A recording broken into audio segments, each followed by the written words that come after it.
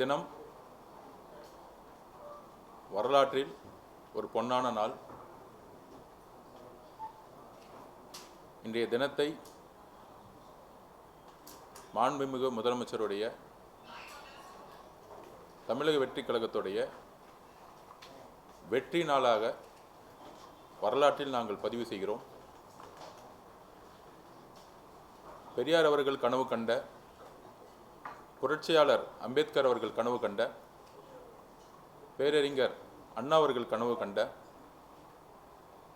சமூக நீதி, மதசார்பற்ற ஒரு அமைச்சரவையை மாண்புமிகு தமிழ்நாடு முதலமைச்சர் உருவாக்கியிருக்கிறார். இந்த தேர்தலில் என்ன பெரிய வெற்றின்னு கேட்டுட்டு இருக்காங்க எதிர்கட்சிகள். இந்த தேர்தலில் பணபலம் தூக்கி எறியப்பட்டிருக்கு. சாதியின் அடிப்படையில் ஏற்படுத்திய தேர்தல் அரசியல் மக்கள் தூக்கி எறிந்திருக்காங்க.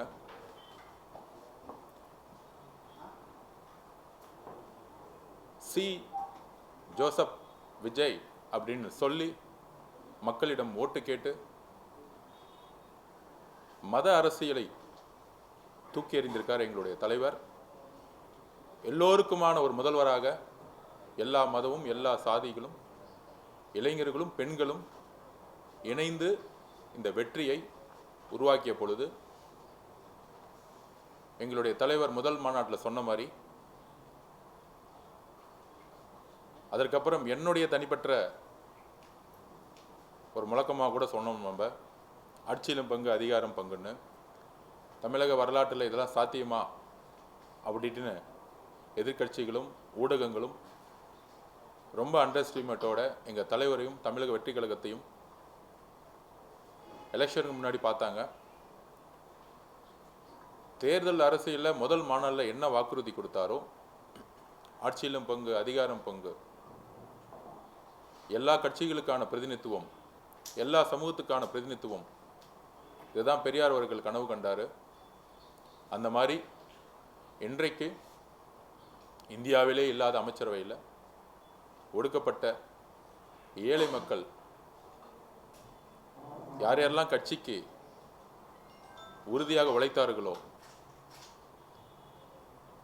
எந்த விதமான சாதி பின்புலத்தை பார்க்காமல், எந்த விதமான குடும்ப பின்புலத்தை பார்க்காமல் இளைஞர்களுக்கான ஒரு அமைச்சரவையை எங்களுடைய தலைவர் மாண்புமிகு முதலமைச்சர் அவர்கள் தமிழ்நாட்டிலேயே ஒரு பெஸ்ட் எக்ஸாம்பிள், ஒரு மினிஸ்ட்ரியை இந்தியாவே பார்த்து பிரமிக்கக்கூடிய ஒரு அமைச்சரவை உருவாக்கியிருக்கார். அதில் 8 தலித் சகோதரர்கள் முக்கிய துறைகளில் இன்னைக்கு தன்னுடைய பொறுப்பை எல்லாம் எடுத்திருக்காங்க. 108 வின் பண்ணி பெரும்பான்மை பலம் இல்லைன்னா பிரசிடென்ட் ரூல் வந்துடும், கவர்னர் ரூல் வந்துடும் அப்படிங்கின்ற ஒரு ஜனநாயக கடமையின்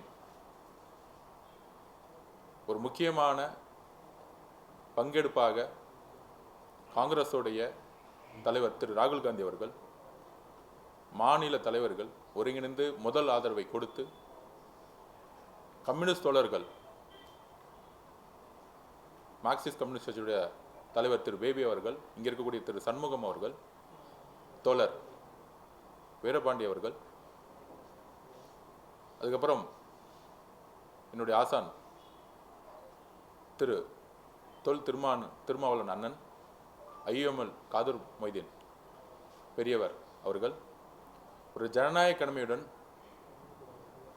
அன்கண்டிஷனல் சப்போர்ட், ஆட்சியில் பெரும்பான்மையை உடன் நடத்துறதுக்கு அன்கண்டிஷனல் சப்போர்ட் கொடுத்தாலும் எங்களுடைய தலைவர்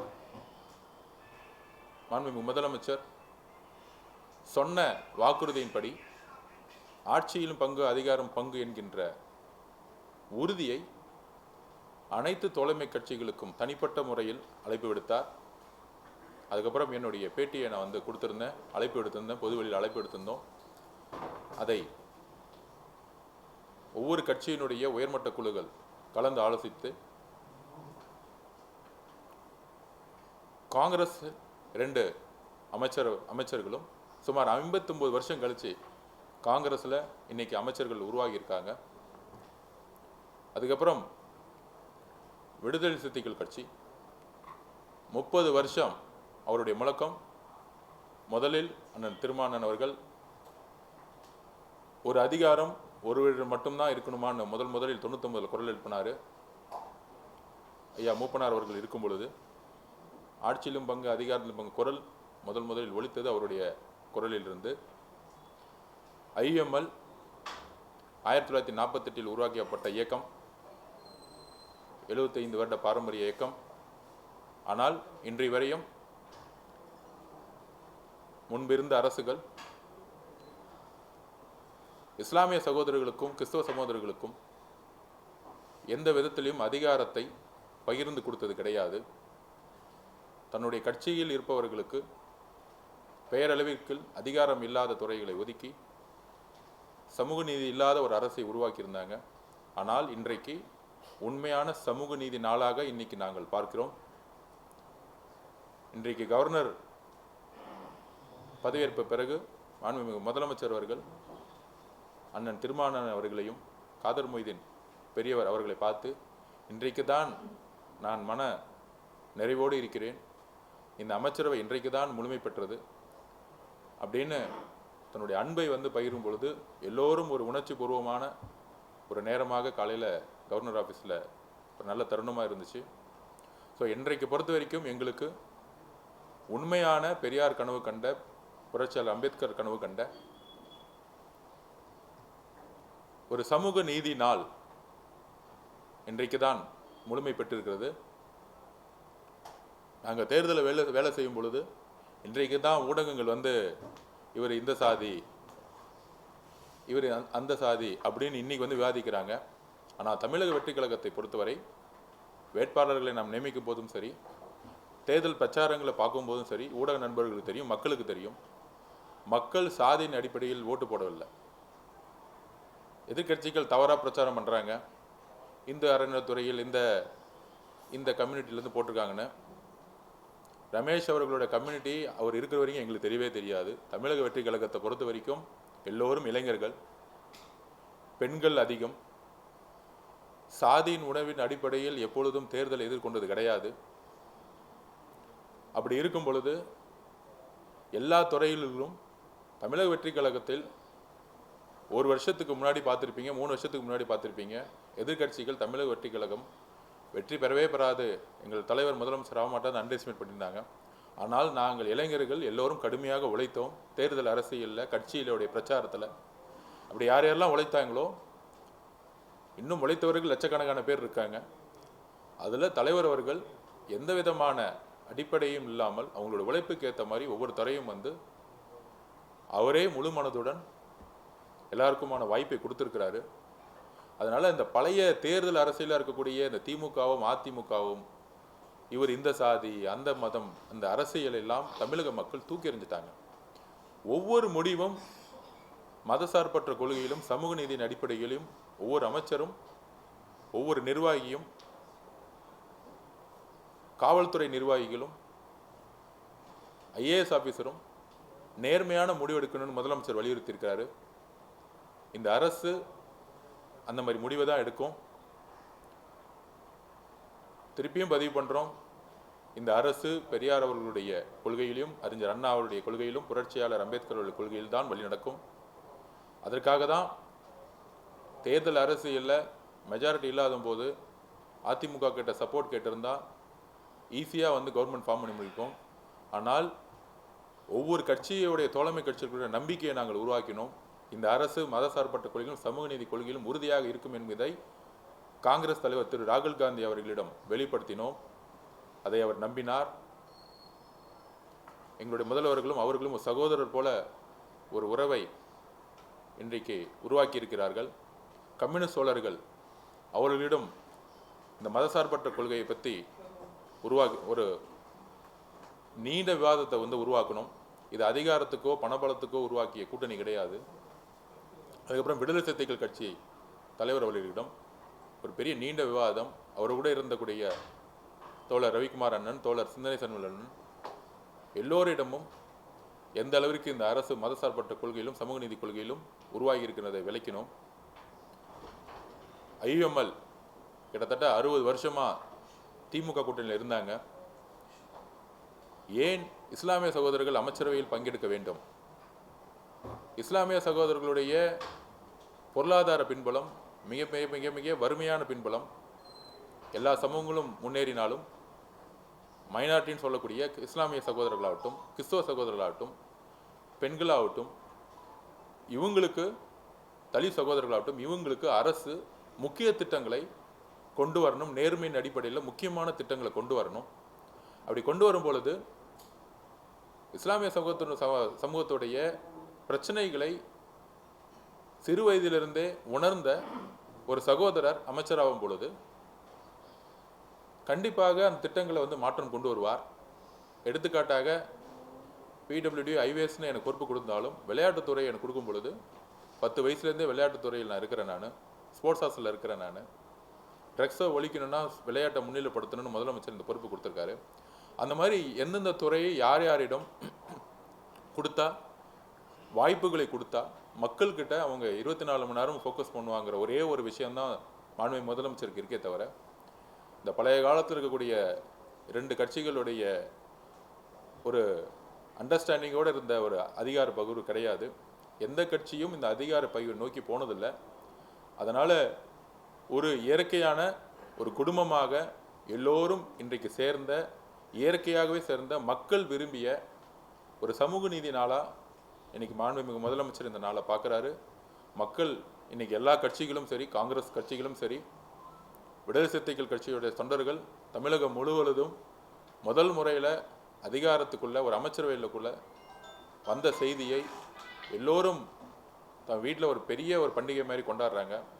அதில் நெகிழ்ச்சியான தருணம் நேற்று ஐஎம்எல் ஆஃபீஸில் திரு ஷாஜகான் அவர்கள் எல்லோரும் இஸ்லாமிய சகோதரர் கட்டி பிடிச்சி ஒரு ஒரு கண்ணீரோட இந்த பொறுப்பை எடுத்ததை நம்ம பார்த்துருப்போம், சோசியல் மீடியாவில் வந்திருக்கோம். ஸோ உண்மையான சமூக நீதினால நாங்கள் இதை பார்க்குறோம். கண்டிப்பாக மாண்புமிகு முதலமைச்சர் அவர்கள் உருவாக்கிய இந்த அமைச்சரவை மக்களுக்கானதாகவும் ஒடுக்கப்பட்ட ஏழை மக்களுக்கான சிறந்த திட்டங்களை கொடுக்குங்கிற நம்பிக்கையை நாங்கள் வெளிப்படுத்துகிறோம். அதில் ஒரு வருத்தத்திற்குரிய பதிவு என்னன்னா, திமுக தலைமையில் 21 கூட்டணி கட்சிகள் தேர்தலை எதிர்கொண்டாங்க. பொதுவாக தேர்தல் முடிஞ்ச உடனே கூட்டணிங்கிறது அந்தந்த தலைமையும் அந்தந்த கட்சியும் முடிவு செய்யக்கூடிய இடத்துல அவங்களுக்கான ஜனநாயக கடமை இருக்குது. எந்த கட்சியும் திமுகவுக்கு அடிமை சாசனத்தை எழுதிய கட்சி கிடையாது. இத்தனை நாள் திமுக கட்சி ஒவ்வொரு கட்சியும் அடிமை சாசனத்துடன் எழுதின ஒரு வரலாறு தான் பார்த்துருப்போம். அப்படி இருக்கும் பொழுது அண்ணன் திரு ராஜா அண்ணன் ஒரு முன்னாள் ஒன்றிய அமைச்சராக இருந்தவர். அப்புறம் அவருடைய பதிவு அண்ணன் திருமாவளவனையும் விசிக தோழர்களையும் பார்த்து திமுக தலைவரும் திரு உதயநிதி அவர்களும் நாங்கள் ஏன் தோற்றோம் என்ற ஒரு ஆராய்ச்சி செய்யறதுக்கு 36 பேர் அப்பாயின்மெண்ட் பண்ணியிருக்காங்க. இன்னும் அவங்களுக்கு புரியல ஏன் தோத்தோன்னு. அரசியலில் ஒரு கட்சியையும் ஒரு தலைவரை தாக்கும் பொழுது ஒரு பெண்ணுடைய உறவை அடிப்படையாக வைத்து எப்பொழுதும் ஒரு பெண்ணை நோக்கிய ஒரு விமர்சனத்தை உருவாக்கிட்டே இருப்பாங்க. அப்படி திரு ராஜா அண்ணன் அவர்கள் வாயில சொல்ல முடியாத அளவிற்கு தலித் சகோதரர்கள் மட்டுமல்ல, ஒட்டுமொத்த தமிழ்நாட்டு மக்களும் மதிக்கக்கூடிய கொள்கை தலைவராக இருக்கக்கூடிய அண்ணன் திருமாவளவன் அவர்களை பார்த்து ஒரு பதிவை பதிவு பண்ணாரு. அந்த வார்த்தையை நான் சொல்றதுக்கு தயக்கமா இருக்கு. அந்த வார்த்தைகளை விசிக தொண்டர்கள் மீதும் அண்ணன் திருமாவளவன் மீதும் பதிவு செய்ய வேண்டிய ஒரு நோக்கமே நாங்கள் கண்டிக்கத்தக்கது. எதிர்க்கட்சி அரசியலை நாங்கள் வரவேற்கிறோம். நாங்கள் செய்யக்கூடிய தவறுகளை சொல்லும் பொழுது மக்களுக்காக திட்டங்களை மாற்ற முடியும். ஆனால் தனிநபர் விமர்சனத்தையோ ஒரு கட்சியினுடைய தலைவரையோ இல்லை ஒரு கட்சியினுடைய தொண்டர்களையோ பெண்ணுடைய உறவை மையப்படுத்தி பேசுவது இது பெரியார் சொன்னதும் கிடையாது, அறிஞர் அண்ணா சொன்னது. குறிப்பாக பெரியாரும் அண்ணா அவர்களும் கற்றுக் கொடுத்த பாடம் கிடையாது. திமுக எப்பொழுதும் சொல்லும் கடமை, கண்ணியம், கட்டுப்பாடு. இன்றைக்கு திமுக கடமையும் இல்லை, கண்ணியமும் இல்லை, கட்டுப்பாடும் இல்லை. கலைஞர் அவர்களுடன் அந்த 3 கோட்பாடையும் மறந்துட்டாங்க. அதனால தான் இந்த மாதிரி ஒரு துணை பொதுச்செயலாளர் இருக்கக்கூடியவர்கள் இந்த மாதிரி பதிவு பண்ணிட்டு இருக்காங்க. இதற்கு திமுக தலைவராக இருக்கக்கூடிய திரு மு க ஸ்டாலின் அவர்களுடைய விளக்கம் என்ன? ஒரு கூட்டணியில் இருக்கும் பொழுது நட்புங்கிறது கூட்டணி இது முறிவல்ல. இன்னைக்கு தமிழக மக்களுடைய பீப்புள் மேண்டேட். அதை ஜனநாயக சக்திகள் அதை நிறைவேற்றியிருக்காங்க. திமுக எதிர்க்கட்சியாக செயல்படும் போது நாங்கள் அரவணைக்கிறோம். தமிழ்நாட்டின் முதல் முறையாக எங்களுடைய முதலமைச்சர் வெற்றி பெற்றவுடன் எதிரி அரசியல் செய்யாமல் திமுக தலைவர் அவர்களுடைய வீட்டிற்கே சென்று மரியாதை நிமித்தமாக சந்தித்தார். இந்த ஜனநாயக பண்பு தமிழக வெற்றி கழகத்திற்கும் புதிதாக தோன்றிய எங்களுக்கும் இருக்கிறது. ஆனால் 75 வருஷ கட்சின்னு சொல்லக்கூடிய திமுகவுக்கு அந்த ஜனநாயக பண்பு இல்லை. திரு அண்ணன் ராஜா அவர்களுடைய அந்த ட்வீட்டை நாங்கள் கண்டிக்கிறோம்.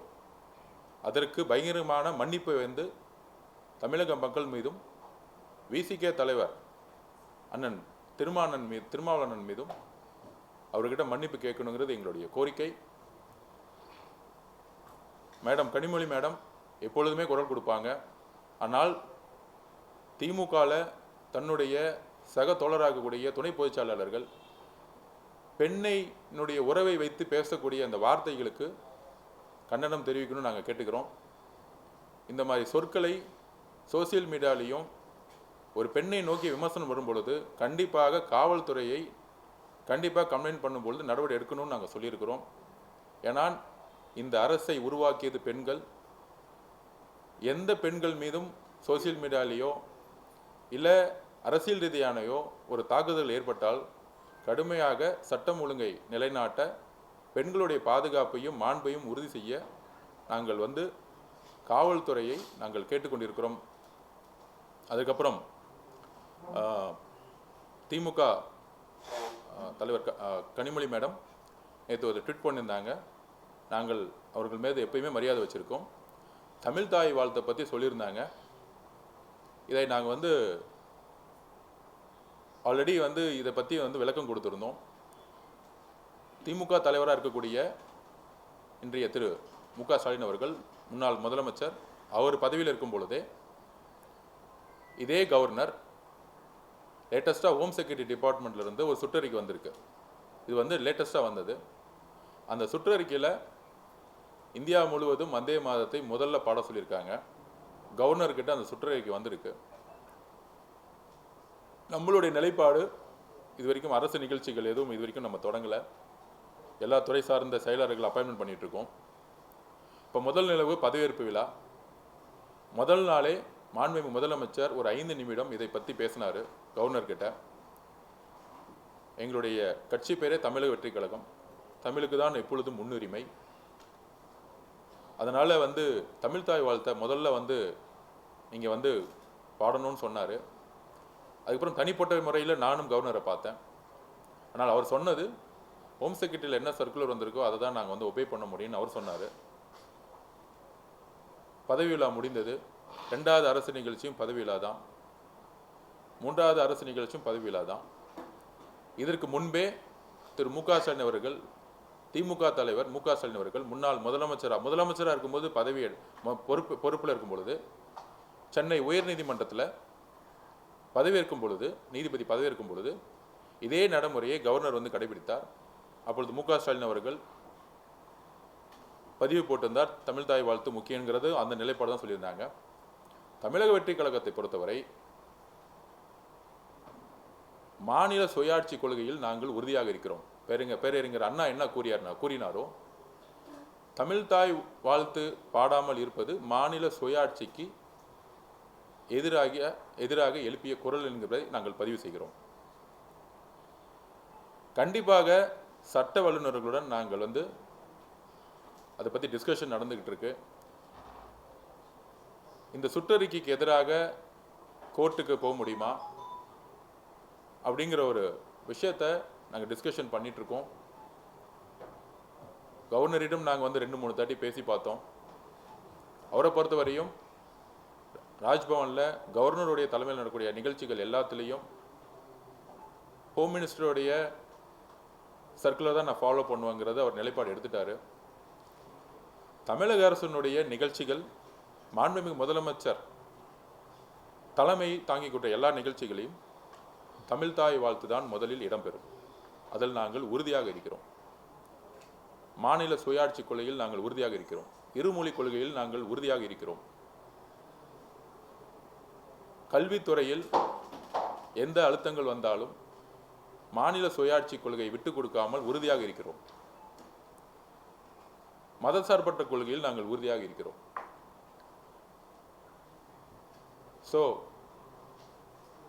பாராளுமன்ற உறுப்பினர் திருமதி கனிமொழி மேடம் அவர்களுடைய நிலைப்பாடு தான் எங்களுடைய நிலைப்பாடும். எந்த காலத்திலையும் எப்பொழுதும் நாங்கள் தமிழையும் தமிழ் தாய் வாழ்த்தையும் எந்த காலத்திலும் நாங்கள் விட்டுக் கொடுக்க மாட்டோம். அது எங்களுடைய உயிர் நாடி அதை என்பதை பதிவு செய்கிறோம்.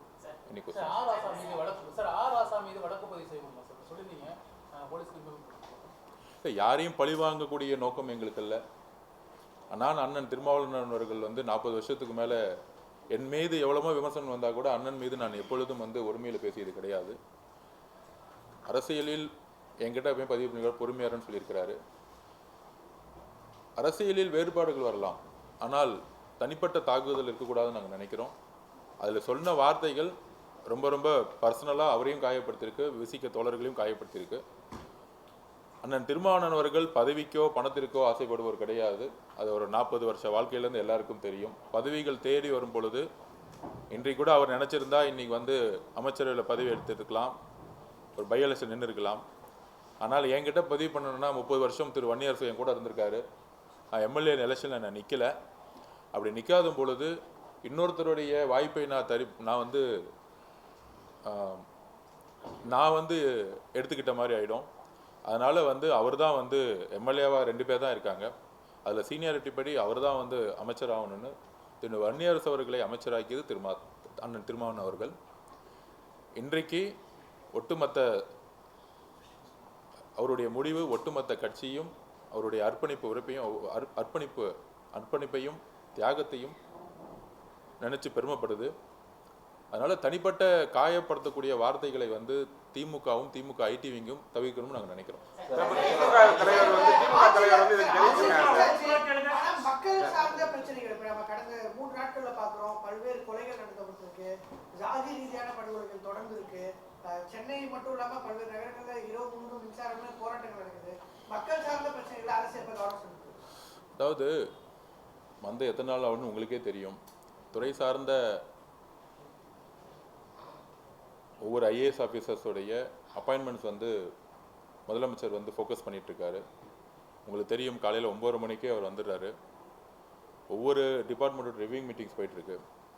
50 வருஷ பணிகளை நம்ம வந்து எதை முதல்ல சரி செய்யப்பட முடியும்னா, நான் ஊடகங்கள் முன்பு பதிவு செய்கிறேன். முன்னாடி சிஎம் டேல நீங்கள் வீடு கட்டணுன்னா ஸ்கொயர் ஃபீட்டுக்கு 40 ரூபா 50 ரூபா கலெக்ஷன் பண்ணிட்டு இருந்தாங்க. இதை ஒழிச்சிருக்கோம். நீங்கள் போய் எங்கே வேணால் கேட்டு பாருங்கள், அப்படி ஒரு குரூப்பே கிடையாது. Party fund, MLA fund, minister fund, இல்லை சிஎம் ஃபேமிலி ஃபண்டு, இதை இந்த ஒரு வாரத்தில் ஒழிச்சிருக்கோம். இது எவ்வளோ பெரிய செய்தி தமிழக மக்களுக்கு, நீங்களே விசாரிங்க. முன்னாடி ரூரலில் நீங்கள் வந்து ஸ்கொயர் ஃபீட்டில் வந்து ஒரு ஏக்கரில் டிடிசிபியில் போய் அப்ரூவ் வாங்கினா ஒரு பெரிய டீம் வந்து வசூல் பண்ணிகிட்ருப்பாங்க. அதை ஒழித்திருக்கோம். டாஸ்மார்க்கில் ஊழலை அமைச்சருக்கான ஃபண்டுங்கிறத ஒழிச்சிருக்கோம். நெடுஞ்சாலைத்துறையில் டோட்டலாக எல்லா டெண்டரையும் வந்து ரிவிஷன் பண்ணிகிட்ருக்கோம். பிடபிள்யூடியோட எல்லா டெண்டரும் ரிவிஷன்ஸ் பண்ணிகிட்ருக்கோம். 2 முக்கியமான துறைகளில் எப்பயுமே ஊழல் நடக்கும். பிடபிள்யூடி, ஹைவேஸ், டாஸ்மார்க், இந்த மாதிரி முக்கியமான துறை நேர்மையான அதிகாரிகளை போட்டு 5 ஆண்டுகள் செய்த தவறுகளை ஒருத்தர் மேலே பழி வாங்காமல் என்னென்ன தவறுகள் செய்து நிகழ்ந்திருக்கிறத நாங்கள் எடுத்துக்கிட்டு இருக்கோம். இப்போ இன்னையிலிருந்து அமைச்சருக்கான ஃபண்டோ இல்லை அமைச்சர் பேரை சொல்லிக்கிட்டு அவங்களுடைய குடும்ப உறவுகளோ இல்லை யாருமே வந்து எந்த இடத்துலையும் ஈடுபடுறது கிடையாது. நீங்களே பார்த்துருப்பீங்க. ஆற்று மணல் ஏற்றி முதலமைச்சருக்கான ஃபண்டுங்கிறது இல்லை. நீங்கள் பார்த்துருப்பீங்க, கரூரில் எந்த இடத்துலையுமே ஆற்று மணல் ஏற்றுறதில்ல. மைன்ஸில் எங்கெங்கெல்லாம் இல்லீகல் மைன்ஸ் இருக்கோ அதெல்லாம் வந்து அந்தந்த கலெக்டர்கிட்ட எடுக்கணும்னு சொல்லியிருக்கோம். ஸோ தமிழகம் முழுவதும் ஒரு 11-12 டிபார்ட்மெண்ட்டில் ஊழல் வந்து கடுமையாக இருக்கும். போக்குவரத்து துறையில் இருக்கும். நீங்கள் போய் ஒரு லைசன்ஸ் கேட்டிங்கன்னா காசு இருக்கும். இன்னைக்கு காலையில் ஒருத்தர் வந்தார், சார் லைசன்ஸ் வாங்குற இடத்துலலாம் வந்து பார்த்தீங்கன்னா இன்னைக்கு காசு கேட்குறது இல்லைங்கிறாங்க. ஏன்னா அமைச்சருக்கு ஒரு ஃபண்டு போகும்போது அதிகாரிகள் கேட்பாங்க. அந்த மாதிரி ஒரு ஷேர் முன்னாடி வந்து ஒரு ஒரு குடும்பத்துக்கு 15%, 11% மினிஸ்ட்ரு, அதிகாரிகள் 7% இப்படின்னு சொன்னக்கூடிய ஒரு 35-36% கான்செப்டை இன்றைக்கு இந்த ஒரு 10 நாள் நாங்கள் தூக்கி எறிஞ்சிருக்கோம். இது ஒரு மிகப்பெரிய மாற்றம், தமிழ்நாட்டுடைய நிர்வாக ரீதியான ஒரு மிகப்பெரிய மாற்றம். அதற்கு முதலமைச்சர் அவர் சொன்ன மாதிரியே ஒரு க்ளீன் கவர்மெண்ட்டை, அது எவ்வளோ பெரிய சாதாரண விஷயம் இல்லை. ஒரு 50 வருஷமாக ஒரே சிஸ்டத்தில் முன்னாடி போன ஆட்சியில் இருந்தவங்க அதிமுக இருக்கும்போது 10% இருந்தது, அதிமுக வந்தவொடனே 12% தான் மாற்றினாங்க. எதுவுமே வந்து மாற்றலை. இன்னைக்கு 0% முதலமைச்சர் குடும்பத்துக்கு எதுவுமே இல்லை, முதலமைச்சருக்கு எந்த விதமான பார்ட்டி ஃபண்டும் கிடையாது, அமைச்சருக்கு எதுவும் கிடையாதுங்கிற ஒரு அரசியலையும் ஒரு நிர்வாகத்தையும் எப்படி உருவாக்கிங்கிறத நாங்கள் பதிவு பண்ணியிருக்கிறோம். நீங்களே மீடியாவே நீங்கள் போய் அனலைஸ் பண்ணுங்கள், எல்லா டிபார்ட்மெண்ட்லையும் போய் அனலைஸ் பண்ணுங்கள். அதனால் இந்த ஒரு பெரிய விஷயத்தை 50 வருஷங்களாக எந்த விதமான அரசியலும் உருவாக்கலை. அதை நாங்கள் ஒரு ஒரு நிமிர்ந்த பார்வையுடன் சொல்லிக்கிறோம். இதை 50 வருஷத்தில் உருவாக்க முடியாத மாண்புமிகு தலைவர் எங்களுடைய முதலமைச்சர் அவர்கள் இதை உருவாக்கியிருக்காங்க. முதலமைச்சர் எவ்வளியோ அமைச்சர்களும் அவளி, அமைச்சர்கள் எவ்வளியோ எம்எல்ஏக்கள் அவளி, கட்சியும் அந்த வழியில் தான் நடந்துக்கிட்டு இருக்கு. கண்டிப்பாக இது ஒரு பெரிய நிர்வாக மாற்றம். காவல்துறையில் நல்ல ஆஃபீஸர்ஸ் வந்து இப்போ தான் அப்பாயின்மெண்ட் பண்ணிட்டு பார்த்துருப்பீங்க. கடுமையான நடவடிக்கை, கீழே வரைக்கும் இன்ஸ்பெக்டர் வரைக்கும் அதுக்கான ரிவிஷன்ஸ் போயிட்டுருக்கு. இன்னும் ஒரு மேக்ஸிமம் ஒரு டைம் கொடுங்க, ஒரு 60 நாள் டைம் கொடுத்தீங்கன்னா என்டையர் ஒரு நிர்வாக மாற்றத்தை நீங்கள் வந்து உங்களுடைய கண் முன்னாடி பார்ப்பீங்க. சார், இப்போ நீங்க பொதுப்பணித்துறையில ஆய்வு கூட்டம் நடத்திருக்கீங்க. மிக முக்கியமா பார்த்து சொன்னது பொதுப்பணித்துறை தான். பொதுப்பணித்துறையில முக்கியமானது என்ன பெரிய திட்டங்கள் கொண்டு வர போறீங்க? ஏன்னா ரொம்ப நாளைக்கு டேமும் கிடையாது, ஒண்ணுமே கிடையாது, தடுப்பணை எல்லாம் கட்ட போறீங்க. அதே மாதிரி இந்த மராமத்து பணி எடுக்கும்போது எல்லா அந்த குளங்கள் கொட்டைகள் தூர்வாடுறது பொதுப்பணித்துறை பண்ணதா? ஏன்னா அங்கதான் பிரச்சனையே ஸ்டார்ட் ஆகுது. இப்போ வந்து நீங்க ஆய்வு கூட்டம் நடத்தி முடிச்சிருக்கீங்க. நீங்க உங்க துறையில என்ன மாற்றத்தை கொண்டு வர போறீங்க? இல்லை, முன்னாடி பொதுப்பணித்துறையினாலே வந்து எப்படி இருக்குன்னா, ஆற்றுல வந்து தூர் வராமலே தூர் வாரிட்டுன்னு பில்லை போடுவாங்க. இப்போ அப்படிலாம் கிடையாது. உண்மையான பணிகள் நடக்கும். அதை நாங்கள் உறுதிப்படுத்துகிறோம். இந்த போலியாக பில்லு போடுறது, கான்ட்ராக்டர்ஸ் வந்து போலியாக உருவாக்குறது, பினாமி பேரில் வந்து கம்பெனிஸை உருவாக்குறது, இது எல்லாத்தையும் ரிவிஷன் வந்து லாஸ்ட் 1 வீக் பண்ணிகிட்ருக்கோம். தமிழ்நாட்டிலேருந்து எல்லாரையும் வந்து கூப்பிட்டு அதுக்கான முதல் கட்ட பணிகளை சொல்லியிருக்கோம். எல்லா டெண்டரையும் நாங்கள் நிப்பாட்டியிருக்கோம். ஒரு 15 நாளில், அதுவும் எலெக்ஷனுக்கு முன்னாடி அந்த ஒரு மாதத்தை பார்த்தீங்கன்னா பழைய அரசு வந்து திருப்பி வந்துருங்கிற ஒரு பெரிய நம்பிக்கையில் அடுத்த 2 வருஷம் 1 வருஷத்துக்குலாம் டெண்டர் போட்டு அட்வான்ஸ் வாங்கியிருக்காங்க. ஸோ இந்த மாதிரிலாம் வந்து ஒரு அரசு வந்து செயல்பட்டிருக்கிறது வந்து யாரையும் குற்றச்சாட்ட விரும்பலை. பழைய தவறுகள் என்னங்கிறது நான் தெரிஞ்சுக்கணும். ஆக்சுவலாக அதிலிருந்து ஒரு துறையை வெளியே கொண்டு வரணும். அதனால் வந்து 2 ரிவ்யூ மீட்டிங் முடிச்சிருக்கோம் நாங்கள். ஸோ அதே மாதிரி நெடுஞ்சாலைத்துறையிலும் அந்த பிரச்சனை தான் போயிட்டுருக்கு. ஸோ அந்த துறையை வந்து முழுசாக ஒரு 100 வருஷத்துக்கு மேலே இருக்கக்கூடிய துறைகள் இது. இன்றைக்கி இருக்க காலத்துக்குடைய ஒரு டெக்னாலஜி, டேஷ்போர்ட், சாஃப்ட்வேர்ஸ், இன்றைக்கி காலத்துமே அப்டேட் எப்படி பண்ணலாம், இப்போ பிடபிள்யூடியும் ஐவிஎஸ்சியும் எப்படி ப்ராஃபிட்டபிள் இன்ஸ்டிடியூஷனாக மாற்றலாம், எப்படி வந்து அமுல் நிறுவனம் வந்து எப்படி ப்ராஃபிட்டபிள் இன்ஸ்டிடியூஷனாக மாறுதோ. ஃபார் எக்ஸாம்பிள் இப்போ பிடபிள்யூ தான் வந்து எல்லா பில்டிங் கட்டுறாங்க. நான் வந்து சிம்பிளாக ஒரே ஒரு கொஸ்டின் கேட்டேன். நம்மக்கிட்ட எல்லா ஸ்ட்ரக்சர் இருக்குது, 6000 பேத்துக்கு மேலே எம்ப்ளாயிஸ் இருக்கிறாங்க. நம்ம வந்து இன்றைக்கி ஒரு பெரிய நிறுவனங்கள் இருக்கோம், எல்என்டி, டாட்டாலாம் இருக்கிறாங்க. ஒரு கன்ஸ்ட்ரக்ஷன் முடிஞ்சவொடனே 10% 15% ப்ராஃபிட் பண்ணுறாங்க. நம்மளும் அதே மாதிரி ப்ரொபோசல் கொடுத்து நம்மளும் வந்து 10% 15% வந்து பில்டிங் கற்று கொடுத்து நம்மளும் ப்ராஃபிட் பண்ணிட்டா அரசு நிறுவனங்கள் வந்து ப்ராஃபிட் பண்ண முடியுமே. நம்ம உழைப்பை வந்து வெறும் கட்டி கொடுத்துட்டு போகிறதோட எப்படி பெரிய நிறுவனங்கள், கன்ஸ்ட்ரக்ஷன் நிறுவனங்கள் லாபம் பண்ணுதோ, நம்மக்கிட்ட கன்ஸ்ட்ரக்ஷன் கம்பெனிலே ஆர்கிடெக்ட்ஸ் இருக்காங்க, எல்லாம் இருக்கிறாங்க. பெரிய ப்ராஜெக்ட்ஸ் எடுத்து, ஏன் ப்ரைவேட் ப்ராஜெக்ட்ஸே எடுத்து 100 வருஷ கம்பெனிக்கிட்ட ஒரு ஐடென்டிட்டி இருக்குது நம்மக்கிட்ட. எப்படி பிடபிள்யூ டிபார்ட்மெண்ட்டை ஒரு ப்ராஃபிட்டபிள் பிஸ்னஸாக மாற்றணும், அந்த ப்ராஃபிட்டபிள் வரும்பொழுது மக்களுக்கான தேவைகளை அதில் செய்ய முடியும், நமக்கான பில்டிங்ஸை கட்ட முடியுங்கிறத வந்து பதிவு பண்ணியிருக்கோம். அதுக்கான ரிவ்யூ மீட்டிங்ஸ் நடந்துட்டுருக்கு. அதுமாதிரி நெடுஞ்சாலை துறைகளையும் வந்து பார்த்திங்கன்னா 40% ஒர்க் வந்து பார்த்திங்கன்னா ரிப்பேர் ஒர்க்குன்னு சொல்லிகிட்டே இருப்பாங்க. அந்த ரிப்பேர் ஒர்க்கில் தான் வந்து எப்போயுமே வந்து நிறைய ஊழல் நடந்துகிட்ருக்கு. ஆக்சுவலாக ரிப்பேரே பண்ணாமல் அதாவது அவங்க சொல்கிற டெக்னிக்கல் வேர்டுன்னா பேட்ச் ஒர்க்னு சொல்லுவாங்க. பேட்ச் ஒர்க்னு சொல்லிட்டு வேறு பக்கம் பேட்ச் ஒர்க் நடந்துருக்கு ஆக்சுவலாக. ஸோ இந்த மாதிரி இந்த ஒர்க்ஸ் எல்லாம், இந்த மாதிரி வேர்ட்ஸ் எல்லாம் நம்ம ரிமூவ் பண்ணி உண்மையாலே நிறைய இடத்துல இன்னும் குக்கிராமங்களையும் மலைகளிலும் இன்னும் வந்து ரோடு வசதி கிடையாது. நிறைய வில்லேஜில் மெயின் ரோட்லேருந்து ஸ்டேட் ஹைவேஸ்லேருந்து ஊர்களுக்கு வந்து பார்த்தீங்கன்னா இன்னும் மண் ரோட்டில் இருக்குது. மழை பெய்யும் போது ஒரு ஒரு ஒரு ஒரு சின்ன ஒரு ஆட்டோ கூட போக முடியாது இருக்குது. ஸோ குக்கிராமங்களை இணைக்கக்கூடிய லோக்கல் பாடியோடு சேர்ந்து ஹைவேஸ் டிபார்ட்மெண்ட் எப்படி ஒர்க் பண்ண முடியுங்கிறதையும் நாங்கள் வந்து எப்படி உள்ளாட்சித்துறையோடு சேர்ந்து முன்னாடி உள்ளாட்சித்துறையும் ஹைவேஸ் டிபார்ட்மெண்ட்டும் சேர்ந்து ஒர்க் பண்ணது கிடையாது ஆக்சுவலாக.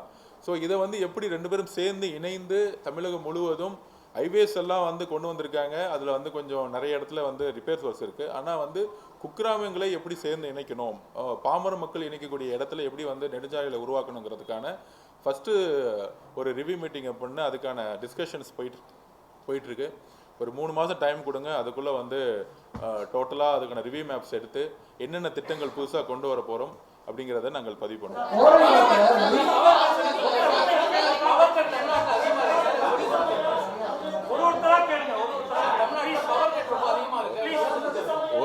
ஒரு நிமிஷம் அந்தந்த துறை சார்ந்த அமைச்சர்கள் வந்து இன்ட்ரி கொடுப்பாங்க.